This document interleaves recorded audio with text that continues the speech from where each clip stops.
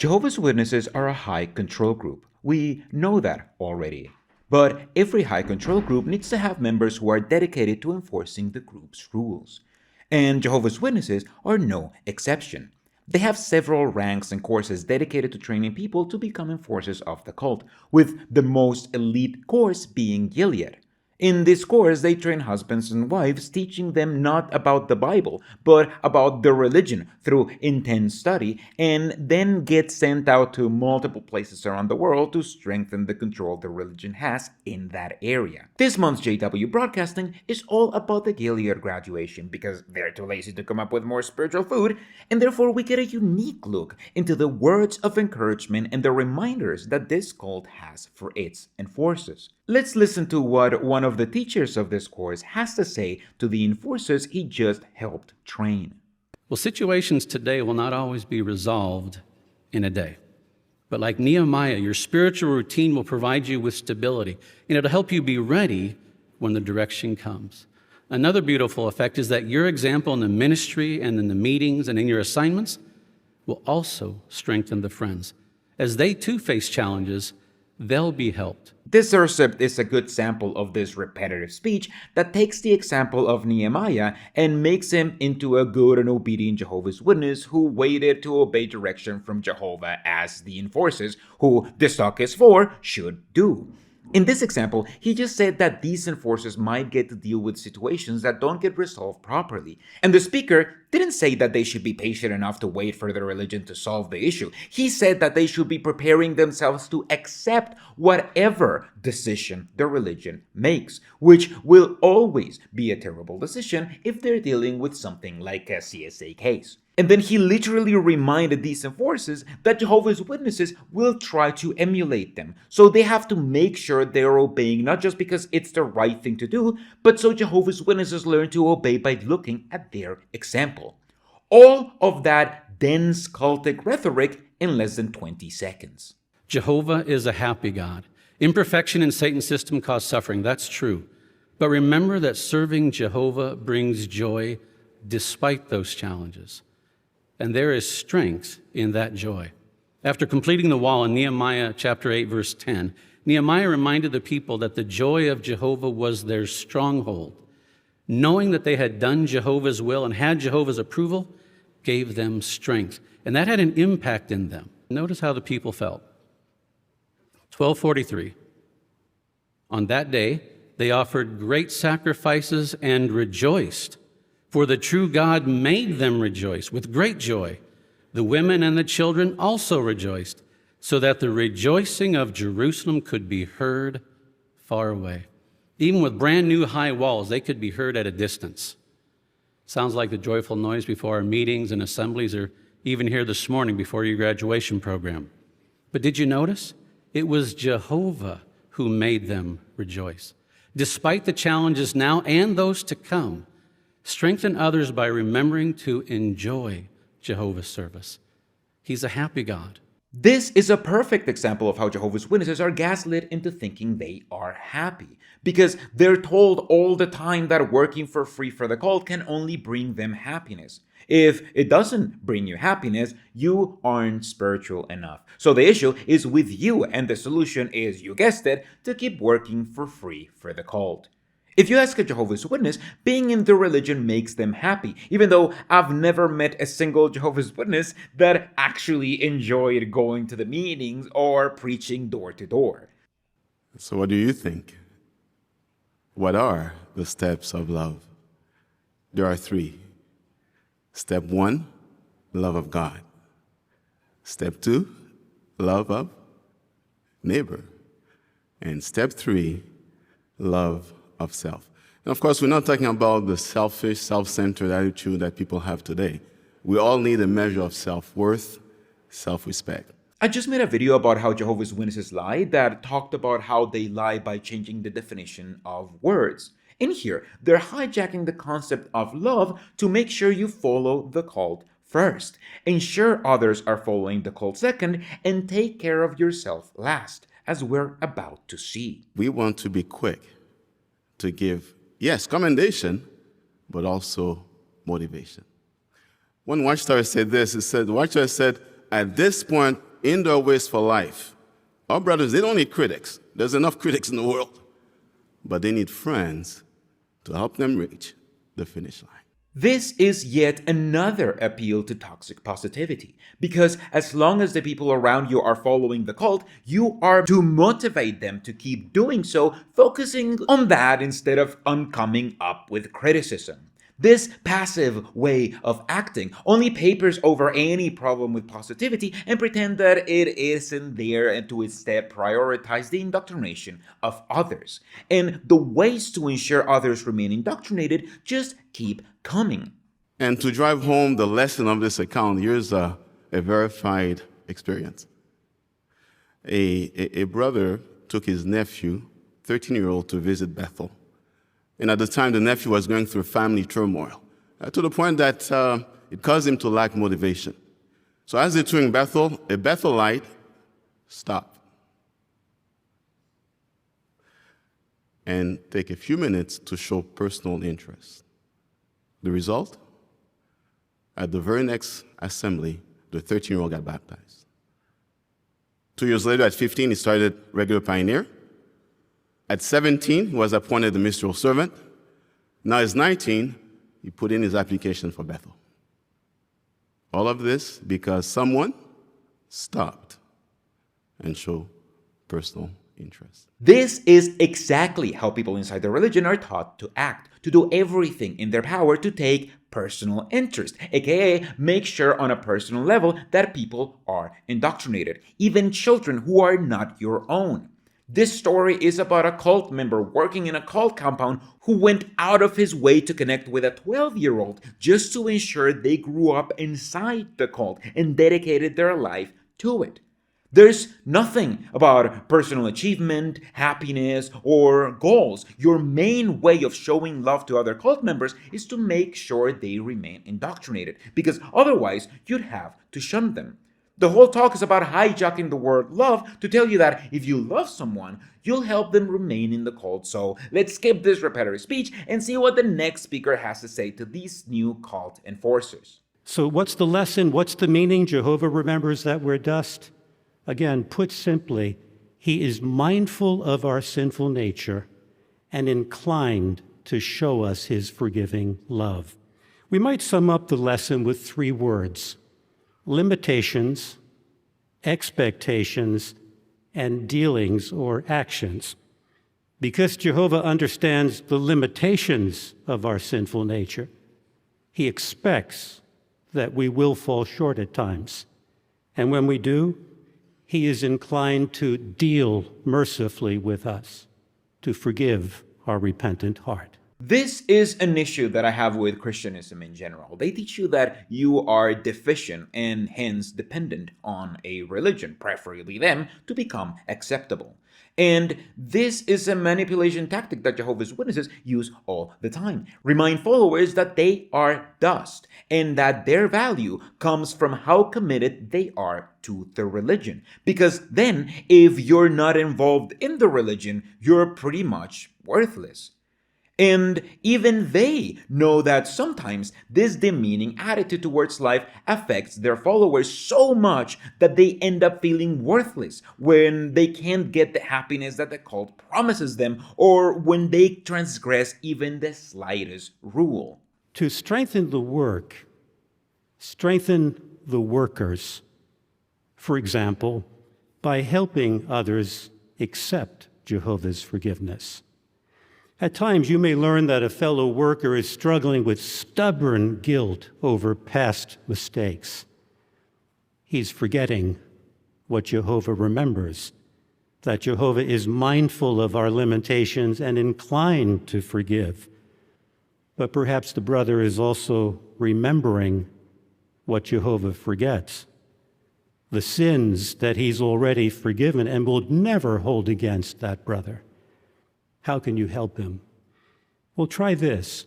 Use Psalm 103:14 to remind him of why Jehovah is inclined to forgive, and then perhaps use verse 12 to remind him of how far-reaching that forgiveness is. Verse 12 reads, "As far off as the sunrise or east is from the sunset or west, So far off, he has put our transgressions. Use Psalm 103 to help others accept Jehovah's far-reaching forgiveness. If you strengthen the worker, you strengthen the work. It's insane to me that they're reminding these enforcers that they should help these people dealing with the feelings of insufficiency that the cult placed in them, not for their own good, but because if you strengthen the worker, you strengthen the work. And that's what it's all about. This is all about making sure everyone is working together for the cult, because that's the only thing this cult is actually interested in. Athaliah, Ahaziah's mother, saw that her son had died. She rose up and destroyed the entire royal line of the house of Judah. Athaliah kills her own grandsons and makes herself queen illegally. Now the Davidic line to the promised offspring is at risk of being cut off. Let's read verse 11. However, Jehoshabeath, the daughter of the king, took Jehoash, the son of Ahaziah, and stole him away from among the sons of the king who were to be put to death. And she put him and his nurse in an inner bedroom. Who's Jehoshabeath? Read on. She's the daughter of King Jehoram. She was the wife of Jehoiada the priest. For 6 long years, Jehoiada, Jehoshabeath, and a nurse had a big secret, a small baby, the last living heir. Now, it's possible that this inner bedroom could have been a storage room at the palace. And when it was safe, they smuggled the baby into a chamber in the temple. If that happened, imagine the risk. The timing would have to be perfect so they wouldn't get caught. And in the temple for 6 years, do you think there were some close calls? While at one point, Athaliah's own sons broke into the temple, stole items for Baal worship. If that happened during this period, imagine if they saw the child. Game over. This means that not once could Jehoiada or Jehoshabeath let out their secret. They couldn't complain to others. They couldn't give up. They couldn't give out. That means they had no recognition, no acknowledgement, no appreciation for their effort. That means they rely on prayer, looking to only Jehovah for support and reassurance. They would look to the scriptures like Psalm 139. Oh, Jehovah, you know me. You can hear them adapt it to their situation. You know that we're protecting the rightful king. And they're not just babysitting for 6 years. They're teaching the child to love Jehovah, love his law, be a good king for Judah. This whole story in the Bible about people hiding the true heir to the kingdom makes far more sense if you take these books in the Bible as what they're supposed to be: monarchy apologetics. The whole point of this is to ensure that people getting ruled by the king don't revolt against the king for their freedom, because the king, you see, was placed there by God himself. So going against the king is going against God. Jehovah's Witnesses are completely oblivious to this, so instead, they do what they love doing and write fanfic about the story to make it fit whatever they want to, which always ends up being some version of follow the call that was placed here by God himself, and they are about to use it to justify their misogynist views. No, she's risking her life to protect the rightful king in line with Jehovah's will, supporting her husband, and apparently without recognition from others. She reminds us of you, dear sisters.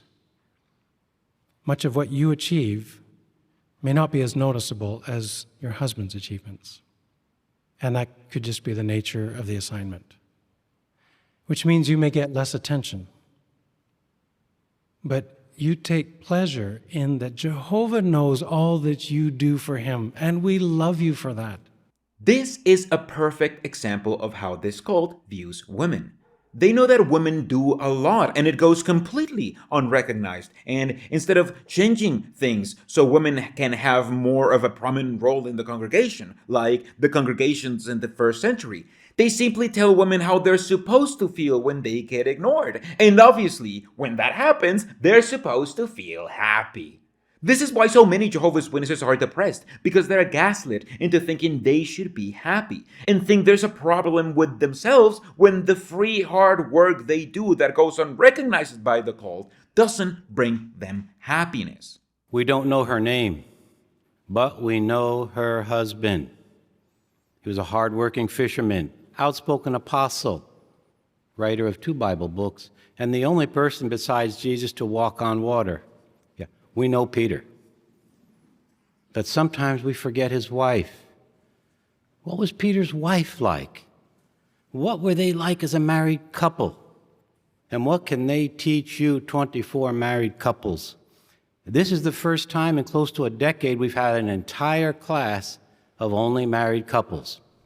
Thus, we've chosen Peter and his wife so that you can learn specific lessons that you can bring to your places of assignment, but especially to strengthen your marriages as you apply this and you serve together side by side. Peter's wife is not mentioned in the Bible. We only know about her because of the mention of Peter's mother-in-law. The Bible tells us nothing about the actual wife, not even her name, which is why many Christians and scholars assume her to be dead by that time, because the Bible doesn't even tell us if she was alive or not. We can merely assume she existed at some point for Peter to have a mother-in-law. There are no lessons to extract from Peter and his wife because his wife barely exists in the biblical narrative. However, while most Christians would see this as Peter having a wife not being important, Jehovah's Witnesses see this as an opportunity.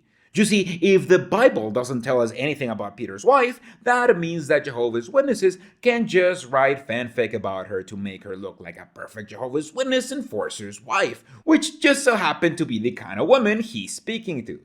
Peter's a fisherman. He brings home the fish. His wife cooks the fish. And if she doesn't cook the fish, she sells the fish. Like a capable Proverbs 31 wife brings home the money. That helps support the house. It allows Peter to handle his responsibilities. All is well. A great couple working side by side together. However, life changes suddenly. Verse 17 and 18. So Jesus said to them, "Come after me, and I will make you fishers of men." And at once they abandoned their nets and followed him. In faith, Peter abandons his fishing business and follows Jesus. What did she think about that? Did she expect that? Did she become insecure and uncertain now about the future? Would she feel that her life now has been upended by the decisions of her impulsive, big-hearted husband? Peter, what are you doing? We have very good reason to conclude that Peter's wife supported the decision and willing to and ready to stand right at Peter's side as he took on added responsibilities. What reason to believe do you have, Mark Numair? We don't even know if Peter was married then or if his wife was alive back then. We don't know about their marriage because none of that is in the Bible. Yet Mark does what Jehovah's Witnesses do best and add characters and even marriages in the Bible where the Bible stays silent.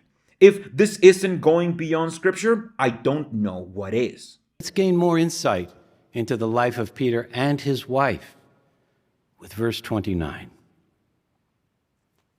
At that, they left the synagogue and went to the home of Simon and Andrew with James and John.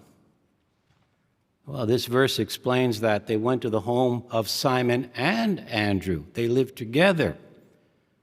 So Peter's wife was agreeable to sharing her living space with Andrew, Peter's brother, and likely the close friends of Peter. James and John were frequent guests.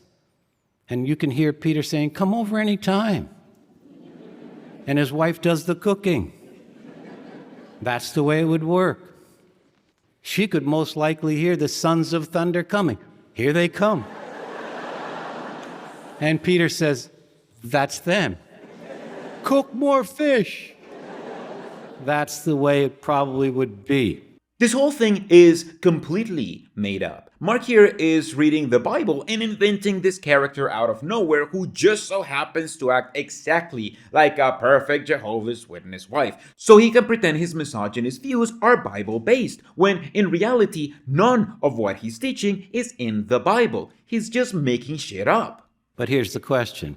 Why could Peter feel free to bring his friends home? And sometimes, most likely, they came in an unexpected manner. Because he knew his wife. Sure, I mean, if you're inventing a whole marriage, you might as well pretend you knew what Peter was thinking when he had this wife that may or may not have been dead by this time. We don't know. The Bible doesn't mention any of this. She and Peter were a team. She knew that having them in the home involved some inconvenience. We get that. But think of the conversations that she would be privy to. As Peter, Andrew, James, John would discuss Jesus' ministry, she would sit there, oh my, I'm so glad they came. The blessing that she would get as they talked about Jesus' ministry. So here's your first big lesson. Something very similar can happen to you as a couple. Your husband's good shepherding will result in warm conversations, and strong friendships are forged. And that could lead to spontaneous invitations, like, say, come on over for a snack. And you get a text, guess who's coming to dinner? But is it inconvenient at times? Yes. But there is a Bible principle, and the Bible principle here overrides all cultures, past and present. Be self-sacrificing and hospitable. So be like Peter and his wife. This is completely insane. They're asking you to imagine Peter's wife being super glad that she got insight into whatever the apostles were doing when we don't know if the character existed. And then he says that that's why your husband can invite anyone, anytime to your house without consulting you, because that's how Peter and his wife did it. I don't think I have ever seen them go beyond scripture this much, ever. This religion used to be about deep Bible truths. Now it's about playing pretend with the Bible and writing new characters that behave exactly like you expect your followers to behave. Now Simon's mother-in-law was lying down sick with a fever, and they once told him, Jesus, about her. So now we learn that Peter and his wife are caring for a parent. And at this moment, she is sick. Now, what demands that places on a married couple, you know that, caring for a sick parent. And for a married couple to live with one in-law naturally has its challenges. But living with a brother-in-law and a mother-in-law, now that brings it to an entirely new level. Except none of that is in the Bible. Mark just read a verse talking about Peter's mother-in-law, which is, again, how we know that at some point he had a wife. Now, Mark is adding on top of it this narrative that Peter and his wife were not only caring for this sick mother-in-law, but that she lived with them. This is completely unbiblical, and I can't believe this is how lazy this religion has gotten with the Bible. How would you feel if a whole city of sick and demon-possessed people showed up at your door? Talk about uninvited guests. And Peter's wife didn't have time to prepare and plan and make the house perfect. And no, not yet. The table's not right. The chairs aren't right. No, that wasn't it. Things weren't perfect. And what if a crowd that size damaged the home? Like the desperate Jews who on a later occasion made a hole in someone's roof to drop down someone so that they could be healed. At this point, Peter's wife certainly could have complained, "Get these people out of here." But there is no record of a complaint. Consider this. Years later, when Peter counseled wives to cultivate the quiet and mild spirit, did his wife's example give him the freedom of speech to offer that advice? Yes, you think it's because there's barely any record of her to begin with. Mark also mentions freedom of speech, which is the term Jehovah's Witnesses use to refer to someone, usually an elder, who is free to tell other people to live their lives according to cult doctrines because they do the same. Mark's whole speech is about this made-up character and about the made-up lessons we can learn from her if we pretend she was there in the biblical narrative and we also pretend she behaved like a perfect Jehovah's Witness. 1 Corinthians chapter 9 and verse 5 indicates that Peter's wife traveled with him for at least some of the time. Except it doesn't, which is why Mark doesn't read it. The verse reads, "Don't we have the right to take a believing wife along with us, as do the other apostles and the Lord's brothers and Cephas," which are the words from Paul asserting how he and other apostles had the right to travel with their believing wives during the ministry. It mentions Cephas, which is another name for Peter, but it merely mentions him as one of the apostles who had the right to travel with a believing wife. It doesn't directly state it that he actually traveled with a wife. This is somewhat ambiguous, I'll agree, but this verse is the closest the Bible ever comes to mentioning Peter's wife, and it merely mentions his right to travel with one. So I had to point out the one Bible verse that kind of sort of mentions she might have existed, other than the mentions of Peter's mother-in-law, because this is the whole biblical basis Mark has for this whole misogynist speech. We hope you enjoyed Part 1. Parts 2 and 3 will be available on jw.org later this month. Our postcard for this month is from Uruguay. But we don't care about the postcard filled with stock footage of Uruguay. However, I will be checking out the rest of the Gilead graduation to see if it's worth making a video debunking it, so subscribe if you want to see more videos like this. Thank you so much to my supporters who are able to see my videos as soon as I have them, as well as other exclusive videos and downloads, and who help me do these. Every single cent helps me spend less time working on something else to make a living and more time making videos like these. This is the December broadcast, so Merry Christmas!